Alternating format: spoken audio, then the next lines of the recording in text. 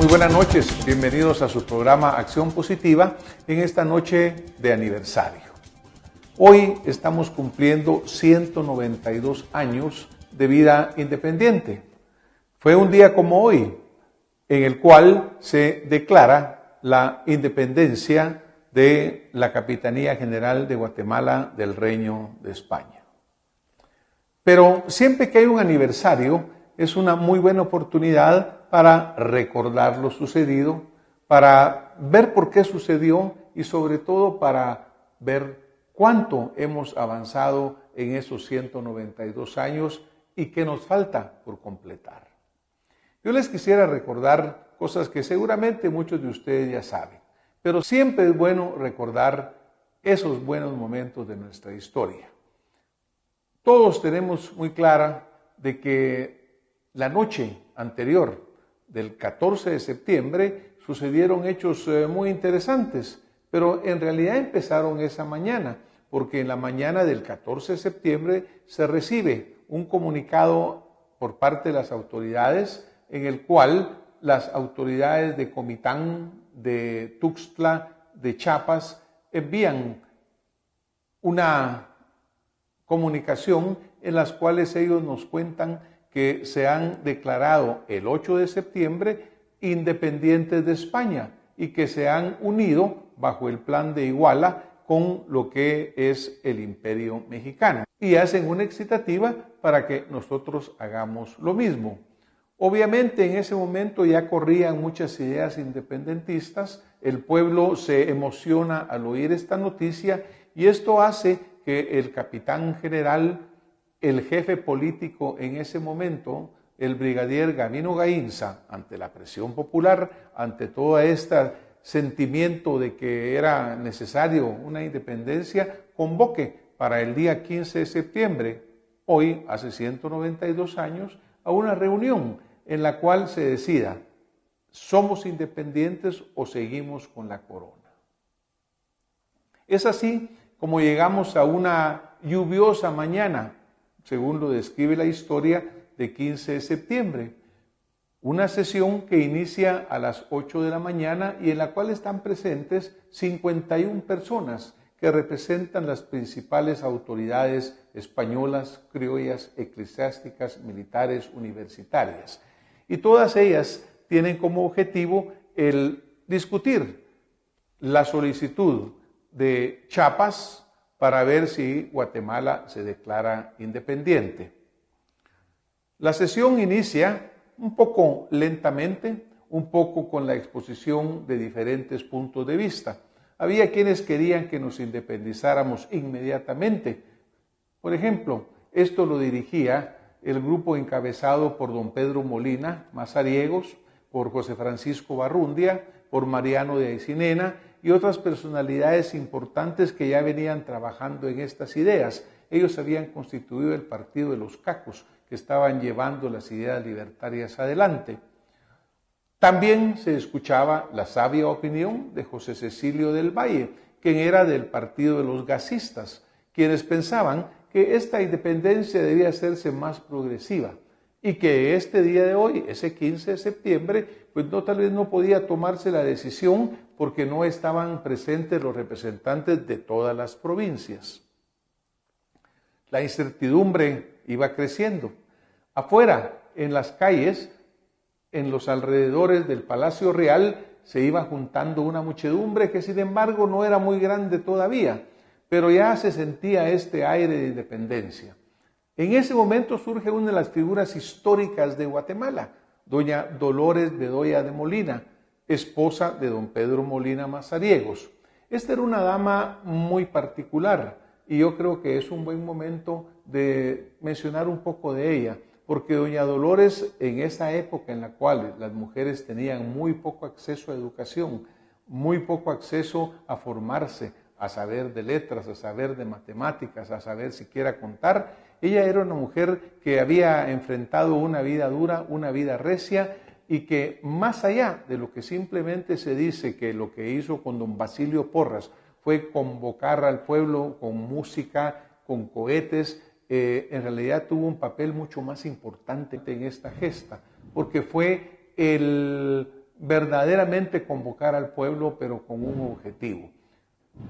Cuando estaban haciendo dentro del Palacio Real las autoridades estas pláticas y aparentemente no avanzaban, de repente se siente la presión del pueblo, de repente el pueblo empieza a llegar al oír el sonido de la marimba, de los cohetes y piensan que ya se declaró la independencia.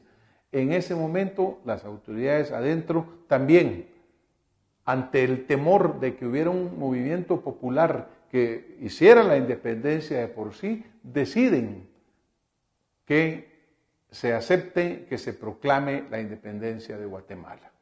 Se le pide a José Cecilio del Valle que redacte el acta de independencia de Guatemala, el acta de independencia de la Capitanía General, acto al cual él procede inmediatamente. Para ubicarnos en la historia, recuérdense ustedes de que esto sucede en donde es actualmente el Parque Centenario, el Parque Central, en la esquina entre la Sexta Avenida y la Octava Calle. Ahí hay un monumento que conmemora esta fecha histórica y que puede ser visitada por el pueblo. Vamos a ver algunas imágenes de ello. Ahora, entrando al acta en sí, esta acta es muy importante, muy interesante. Por un lado, acepta el hecho de que deseamos ser independientes. Por otro lado, menciona de que debe tomarse por parte de las autoridades para evitar un levantamiento popular que pudiera llevar a enfrentamiento y a acciones, digamos, que fueran violentas.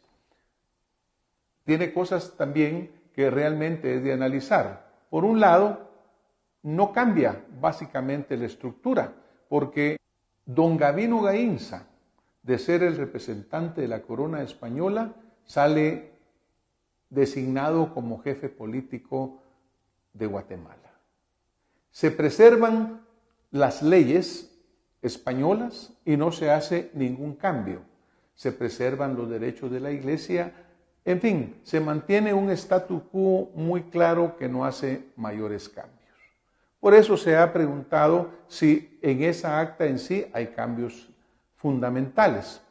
Queda también establecido ahí de que esta acta deberá ser ratificada por un congreso que debía reunirse el 1 de marzo de 1822, en el cual se tomaría la decisión de declararse absolutamente independiente, contando ya con la presencia de representantes de todas las provincias centroamericanas. Desafortunadamente, esta independencia ganada en el mes de septiembre se pierde en enero de 1822, cuando un grupo toma la decisión de anexarse a México ante la presión que hacía Agustín de Iturbide para que esto sucediera. Hay una gran oposición, particularmente de El Salvador, particularmente de lugares en Nicaragua y Costa Rica, que no están de acuerdo con esta anexión. El mismo José Cecilio del Valle se opone a que se produzca la anexión al primer imperio mexicano. A pesar de ello se realiza. Se dice que a don Gavino Gaínza, Agustín de Iturbide le había ofrecido que sería él el gobernador de esta nueva provincia del imperio mexicano. Esto no sucede. Vicente Filísola es enviado al frente de un ejército mexicano que ocupa la ciudad de Guatemala, llega a El Salvador y impone por la fuerza este imperio, el cual termina en 1823 con la caída de Agustín de Iturbide. El 1 de julio de 1823 se reúne el Congreso, que iba a reunirse en 1822, y es en ese momento que con representación de todas las provincias centroamericanas se decide formar las Provincias Unidas del Centro de América, también conocida como la República Federal de Centroamérica, en el momento en el cual se declara que somos libres e independientes de España, de México y de cualquier potencia ajena, sea del continente o fuera de él. Las Provincias Unidas de Centroamérica nacen en un momento histórico en el cual Centroamérica se encontraba en una situación de pobreza, en una situación de caos, en la cual había ya mucha corrupción, y su vida termina en 1838, cuando el mismo Congreso de las Provincias Unidas da libertad a que cada una de las provincias elija su forma de gobierno. Es así como en 1839 Nicaragua, Costa Rica, Honduras deciden separarse, posteriormente lo hace El Salvador.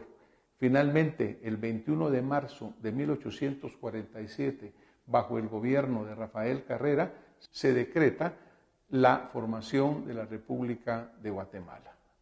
Es indudable que el camino que nos llevó del 15 de septiembre hasta el 21 de marzo de 1847, pues ha sido un camino largo, con características particulares, las cuales en alguna forma siguen configurando y siguen conformando lo que es nuestra vida diaria, la vida de la región. Por ejemplo, cuando vamos a buscar las causas, los precedentes de lo que originaron las ideas libertarias, encontramos que nacen de una situación política en España en la cual había una gran inestabilidad.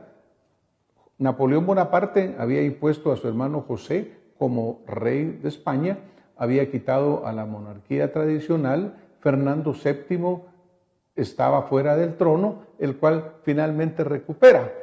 Durante este periodo en el cual había tanta incertidumbre política en relación a la participación de Napoleón y su hermano, pues se crea la Constitución de Cádiz, y en esta Constitución de Cádiz se establecen derechos.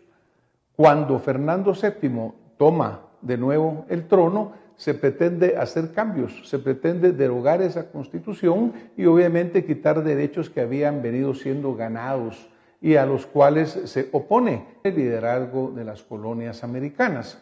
Por ejemplo, se pretende quitar la libertad de comercio y que todo sea regulado directamente a través de la corona española, lo cual viene a dañar los intereses comerciales de los grupos que ya venían creciendo a través de exportar a otros lugares. Se pretende quitar la libertad de prensa, que ya se había establecido en la Constitución de Cádiz y que ahora pues viene y se quiere abolir. Esto causa de nuevo una tremenda molestia.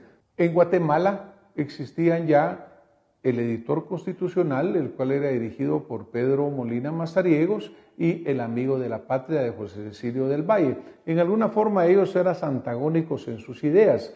A Molina se le señalaba como radical, José Cecilio del Valle era más moderado, pero al final ellos contribuían a la difusión de las ideas de la Ilustración, a la difusión de las ideas de las luces que venían a introducir cambios en el pensamiento, que trasladaban el pensamiento en buena parte de lo que fue la Revolución Francesa, de la Revolución Americana, y que pues llevaron vientos libertarios a lo largo y a lo ancho de toda la América y en el caso nuestro particularmente en Guatemala.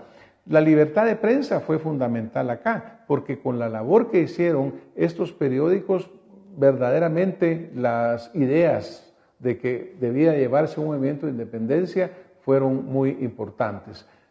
Importante recordar que en un momento de la historia, el mismo 15 de septiembre, el editor constitucional publicado por Pedro Molina Mazariegos, ese día publicó un número extraordinario en El Genio de la Libertad, y ahí decía: viva la patria, viva Guatemala, qué momento de alegría en el que estamos viviendo. Nunca pensé que en el tiempo de mi vida lo iba a lograr. Vemos entonces pues cómo esta conjunción de factores económicos, de factores políticos, de factores sociales van haciendo ese caldo de cultivo en el cual se generan estas ideas libertarias. También no podemos olvidar que ya desde 1811 habían habido movimientos en El Salvador en el cual había habido un grito de independencia, el cual fue desafortunadamente pues fue ahogado en aquel momento por el dominio de la corona. Sus líderes fueron detenidos, fueron expulsados, sufrieron persecución, pero luego se repitieron en 1813, se repiten también en Nicaragua, se repiten en 1818 también. Recordamos la figura de Manuel José Arce, de José Matías Delgado, de una serie de próceres del Salvador. Muchos de ellos, sus nombres no han quedado claros en la historia, pero hay un monumento allá, un monumento a los próceres que recuerda a estas personas que ya estaban dando su pensamiento y su vida por lograr la independencia de Centroamérica. En Guatemala también hay movimientos. En 1820 se produce el último movimiento indígena, el cual es dirigido por Atanasio Sul y por Lucas Aguilar. Ellos por 20 días proclaman un reino, del cual Atanasio Sul es el rey. Este movimiento es dominado y termina en esa forma. Pero vemos pues de que ese movimiento no fue tan sangriento ni tan combativo como en otros lados de América, pero sí ya existía una tremenda efervescencia por la búsqueda de la independencia. Vemos pues que en este proceso de independencia han habido altas y bajas. Vemos cómo en realidad el pueblo no fue tomado en consideración el 15 de septiembre, simplemente eran comparsas que estaban actuando, pero las decisiones partieron de los españoles, de los criollos y de grupos de interés en particular. Vemos posteriormente que cuando se decide la anexión a México es también tomada sin que fuera o existiera un verdadero consenso. Esto hace que haya una oposición muy grande. Matías Delgado, las provincias de Costa Rica, las provincias de Nicaragua están totalmente contrarias a esta idea. José Cecilio del Valle se convierte en un luchador contra esta anexión y es más, hace un trabajo jurídico de excelente calidad, el cual presenta en el Congreso de México en marzo de 1823, cuando ya venía la caída de Agustín de Iturbide. Y es ese mismo Congreso mexicano que al final decide y aclara de que verdaderamente no había una razón para la cual se hubiera llegado a esta anexión. En base a esta decisión del Congreso mexicano y del espíritu nacionalista y patriota de los centroamericanos es que llegamos a este Congreso en el cual el 1 de julio de 1823 se le da nacimiento a las Provincias Unidas del Centro de América. Es en esa acta, en ese momento, cuando se establecen verdaderamente principios que no existían en el Acta de Independencia. En el Acta de 1823 definimos que vamos a ser gobernados en una forma republicana. Eso no existía en la de 1821, que no se definía si era monárquica o si era republicana. Desafortunadamente también los efectos de la economía, los efectos un poco de la historia y de dónde veníamos nos producen que estas Provincias Unidas del Centro de América empiecen a desintegrarse ante la presión de los problemas económicos, ante la dificultad de las comunicaciones, ante el hecho de que desafortunadamente se nació con independencia, pero sin visión de nación, llegamos a desintegrar la unión que hubiera hecho un cuadro totalmente diferente si hubiéramos continuado unidos. Se llegan a guerras civiles, se llegan a disensiones en las cuales, a pesar de los esfuerzos y la lucha de personajes como Francisco Morazán, en la lucha de Justo Rufino Barrios, que él trata finalmente de hacer que esta unión renazca hasta que finalmente muere en la batalla de Chalchuapa, pues se va perdiendo esta integración centroamericana que pues tan beneficiosa pudo haber sido para nuestro desarrollo y nuestro futuro. Es indudable que hoy existen ideas de nuevo integracionistas, ojalá que por diferentes caminos, por diferentes medios, pero podamos llegar a tener ese gran beneficio de ser una sola región en un mundo actualmente globalizado, regionalizado en todos sus aspectos. Ahora bien, analicemos a quién beneficia la independencia. Primero, sabemos que benefició a los criollos de los grupos de poder de las élites centroamericanas. Ellos fueron los que superaron el menosprecio que se señalaba por parte de los peninsulares hacia los criollos, que a pesar de ser hijos de españoles, a pesar de tener aparentemente los mismos derechos, en la realidad no lo era así. Lo que es el comercio había sido dominado por los peninsulares, de los cuales no dejaban que los criollos pudieran introducirse en ellos, y eso fue produciendo un tremendo malestar y descontento. También las autoridades eran seleccionadas dentro de los peninsulares porque el rey en España quería tener confianza en que no fueran a fallarle sus funcionarios, como eventualmente pasó en el caso de Gavino Gaínza, quien por cierto traía una historia del Perú, de Chile, en las cuales sus actuaciones no fueron necesariamente de lo mejor. Gaínza se menciona como un detalle histórico que aparentemente Iturbide le había ofrecido que él iba a ser el gobernador de las Provincias Unidas de Centroamérica. Finalmente muere en el olvido en México unos años después. Ahora, ¿qué pasa con el pueblo en todo este proceso? ¿Cómo se beneficia o no? Pudiéramos decir que en el Acta de Independencia de 1821 no se produce un cambio particular, porque ya vimos que se mantienen las mismas leyes, se mantienen las mismas autoridades, porque don Gavino Gaínza queda como jefe político. Ciertamente se crea una junta provisional o una junta de apoyo, pero esa junta de apoyo queda establecido en esa acta que debería de consultarle al señor jefe político las decisiones para poderlas tomar en conjunto. Es decir, fue una independencia sin independencia.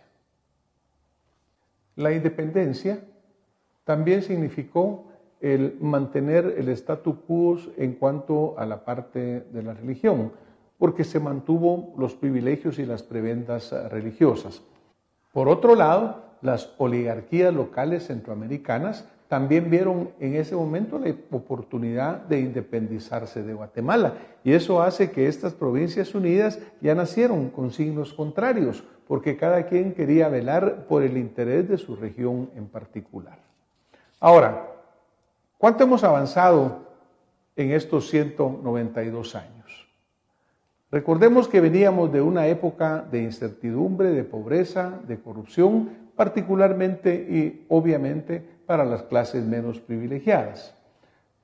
El día de hoy, a pesar de lo que ha sucedido, a pesar de que estamos a 8 años de llegar al bicentenario de independencia, Guatemala sigue siendo, por ejemplo, de los últimos países en el mundo en el índice de desarrollo humano.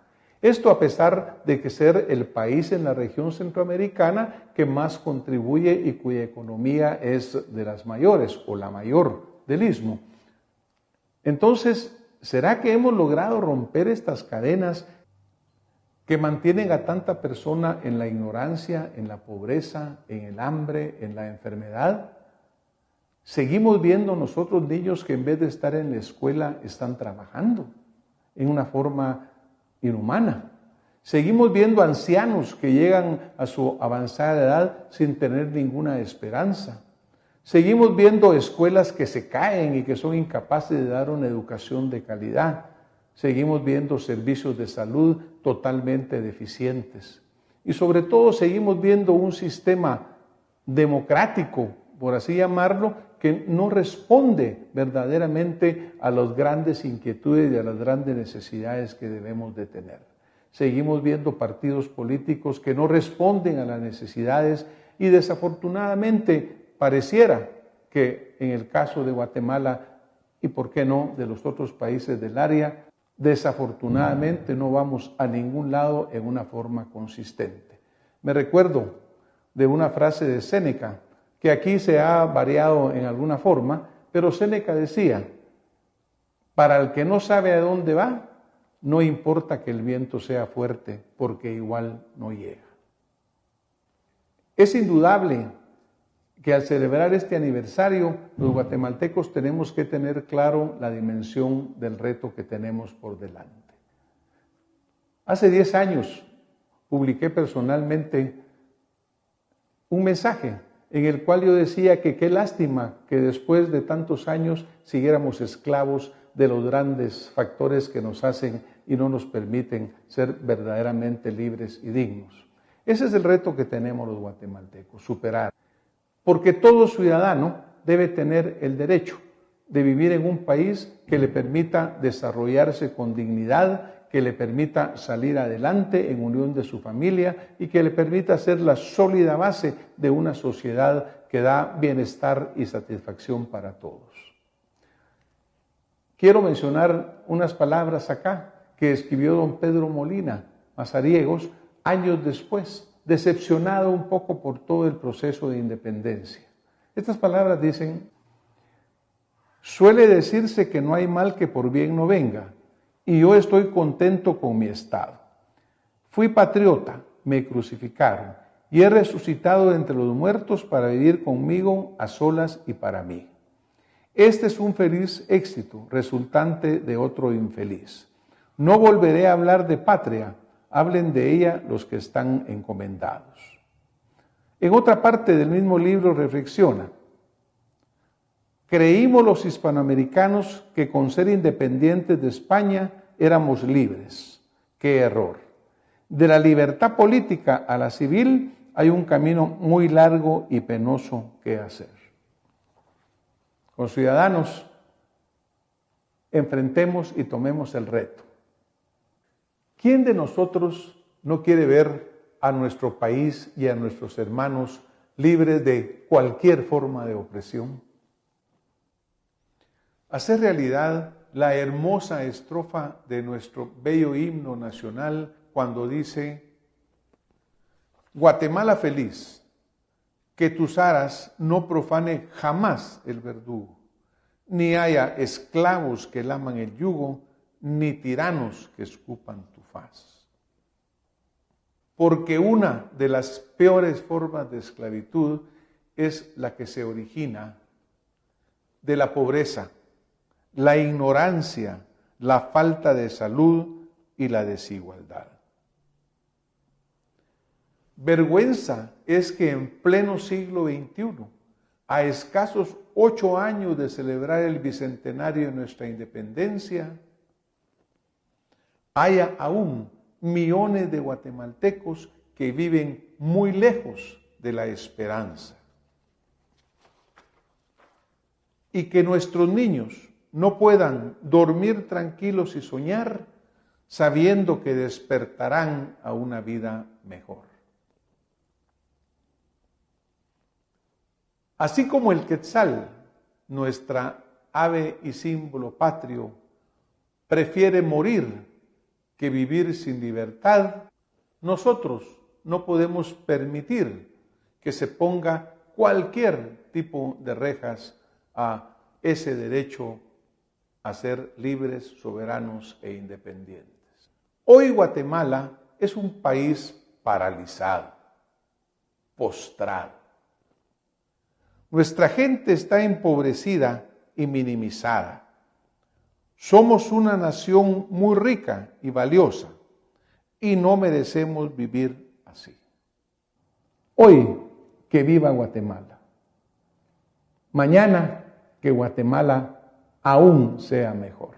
Muy buenas noches, muchas gracias y hasta la próxima semana con más Acción Positiva.